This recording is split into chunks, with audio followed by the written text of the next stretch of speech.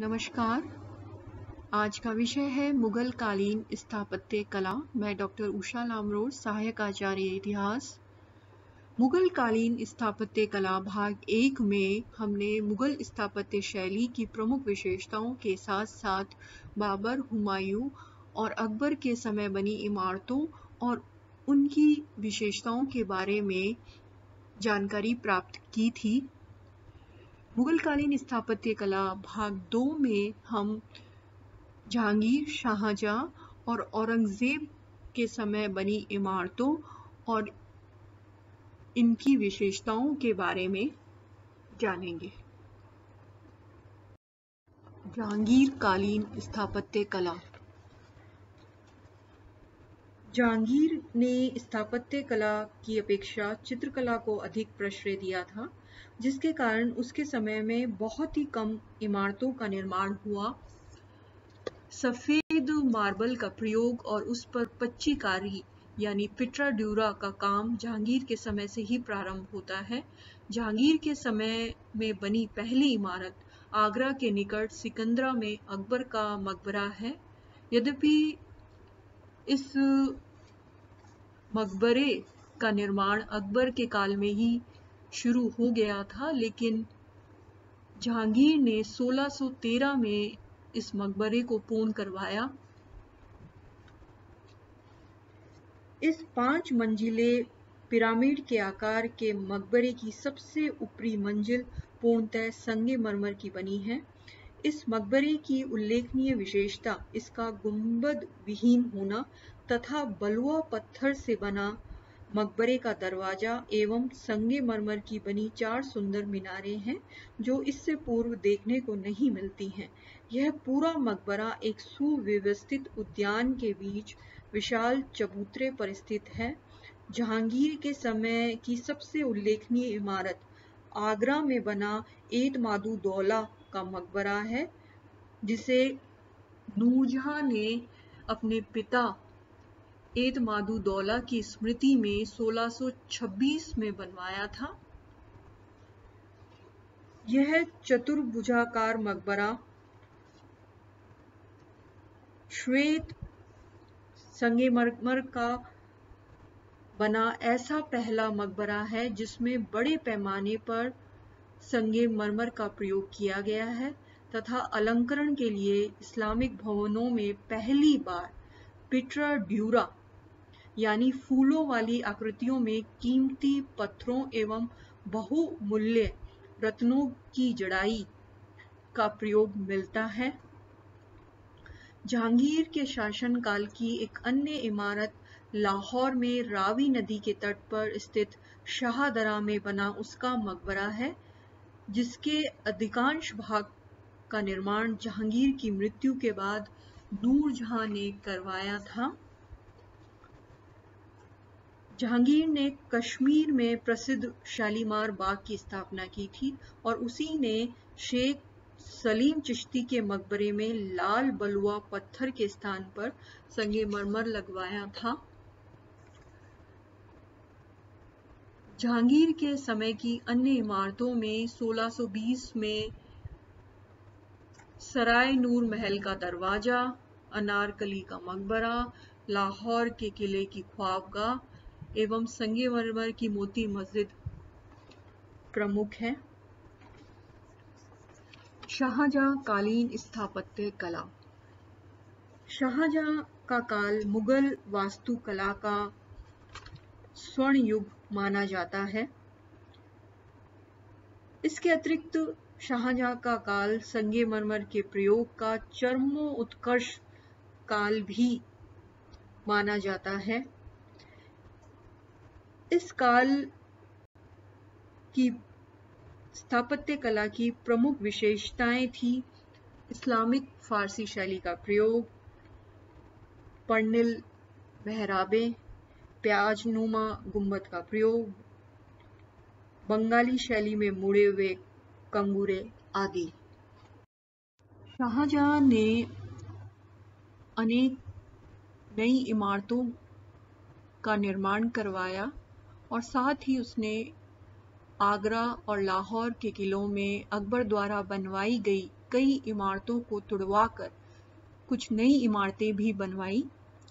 आगरा के किले में दीवाने आम, दीवाने खास, शीश महल, शाह बुर्ज, खास महल, मच्छी भवन, झरोका दर्शन, अंगूरी बाग, नगीना मस्जिद और मोती मस्जिद उसके द्वारा बनाई गई इमारतों में प्रमुख हैं और ये सारी की सारी इमारतें अत्यंत सुंदर हैं। लाहौर के किले में शाहजहां ने दीवाने आम, शाह बुर्ज, शीश महल, नौलखा महल, ख्वाबगाह आदि शाहजहां के समय बनी कुछ प्रमुख इमारतें हैं।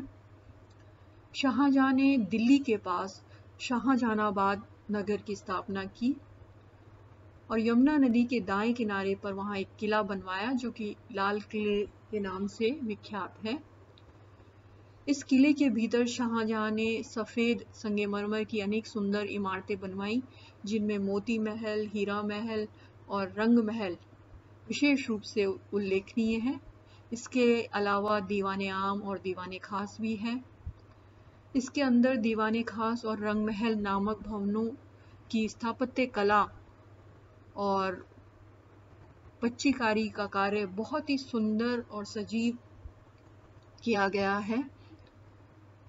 रंग महल में पर्दे के लिए संगमरमर की जालियां तथा दीवारों पर चमकीले शीशों को जड़कर तथा बहुमूल्य पत्थरों के अलंकरण से उसे सुशोभित किया गया है। दीवाने खास में चमकीले संगमरमर के फर्श, उसकी दीवारों पर फूल पत्तियों की सुंदर नक्काशी और मेहराबों का सुनहला रंग इतना आकर्षक है कि यहाँ पर लिखा गया है, अगर भूमि पर कहीं स्वर्ग है तो वह यही है, यही है, यही है। शाहजहां कालीन मस्जिदों में दिल्ली की जामा मस्जिद देश की सबसे प्रसिद्ध मस्जिद है, जिसे शाहजहां ने 1650 में बनवाना शुरू किया था और 1656 में ये बनकर तैयार हुई। एक दूसरी जामा मस्जिद शाहजहां की बड़ी पुत्री जहां आरा ने 1648 में आगरा में बनवाई।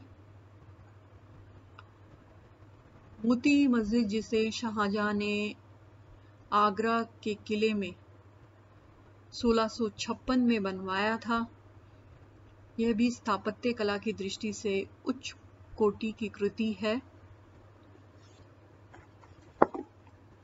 इसके अतिरिक्त शाहजहां की सबसे श्रेष्ठ इमारत जो उसने बनवाई वो ताजमहल है, जिसे उसने अपनी सर्वाधिक प्रिय बेगम मुमताज महल की याद में 1631 में बनवाना प्रारंभ किया था।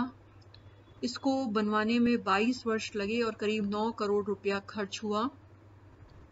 जमीन से 22 फुट ऊंचे चौकोर चबूतरे पर यह प्रसिद्ध मकबरा बनाया गया है।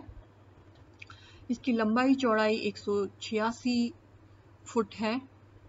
इसका प्रधान गुंबद जो कि 5 गुंबदों में सबसे बड़ा है 187 फुट ऊंचा है। चौकोर चबूतरे के चारों कोनों पर 4 सफेद मीनारें हैं जिसकी ऊंचाई 137 फुट है। इस मकबरे के बगल में यमुना नदी बहती है। मध्य के ऊपरी भाग में मुमताज महल और शाहजहां की नकली कब्रें हैं और नीचे के भाग में उन दोनों की असली कब्रें हैं। ये सारा मकबरा जो है एक विस्तृत सुंदर उद्यान में स्थित है जो शुद्ध संगमरमर का बना हुआ है और इसका मुख्य शिल्पकार उस्ताद ईसा खां था।